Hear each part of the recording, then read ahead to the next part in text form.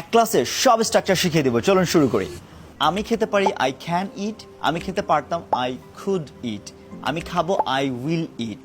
ঠিক আছে, আমার খাওয়া উচিত, আই শুড ইট। আমার খাওয়া উচিত ছিল, আই শুড হ্যাভ ইটেন। আমাকে খেতে হবে, আই হ্যাভ টু ইট। আমাকে খেতে হয়েছিল, আই হ্যাড টু ইট। আর আমার খেতে ইচ্ছা করছে, আই ফিল লাইক ইটিং। তাহলে এই যে এরকম একটা দিয়ে হাজার হাজার বাক্য কিন্তু তৈরি করা যায়। তাহলে আমি আবার অন্য একটা দিয়ে করি। আমি যেতে পারি, কি হবে, আই ক্যান গো।